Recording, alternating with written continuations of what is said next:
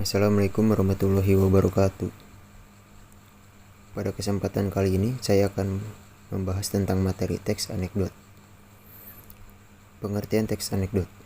Anekdot adalah sebuah cerita singkat dan lucu atau menarik yang mungkin menggambarkan kejadian atau orang sebenarnya.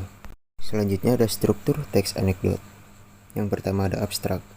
Bagian ini terletak pada bagian awal paragraf, berisikan gambaran awal tentang isi dari teks anekdot.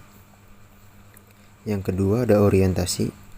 Bagian ini berisikan awal mula, latar belakang terjadinya suatu peristiwa atau kejadian yang terjadi di dalam teks.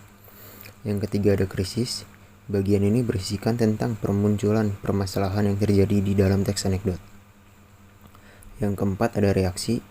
Bagian ini berisikan langkah penyelesaian masalah yang timbul di dalam bagian krisis. Yang kelima ada koda. Pada bagian ini akan muncul perubahan yang terjadi pada tokoh di dalam teks.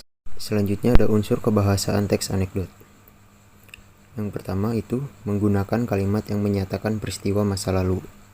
Yang kedua, menggunakan kalimat retoris atau kalimat pertanyaan yang tidak membutuhkan jawaban. Yang ketiga, menggunakan konjungsi yang menyatakan hubungan waktu seperti kemudian, lalu. Terus yang selanjutnya yaitu menggunakan kata kerja aksi seperti menulis, membaca, dan berjalan. Selanjutnya menggunakan kalimat perintah. Dan terakhir menggunakan kalimat seru.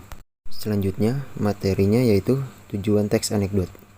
Yang pertama untuk membangkitkan tawa pembacanya. Yang kedua sebagai sarana penghibur. Yang ketiga sebagai sarana pengkritik. Selanjutnya ada ciri-ciri teks anekdot. Yang pertama itu bersifat humor atau lelucon. Bersifat humor atau lelucon artinya teks anekdot berisikan kisah-kisah lucu atau bualan. Yang kedua, bersifat menggelitik. Artinya teks anekdot akan membuat pembacanya merasa terhibur dengan kelucuan yang ada di dalam teks. Yang ketiga, bersifat menyindir.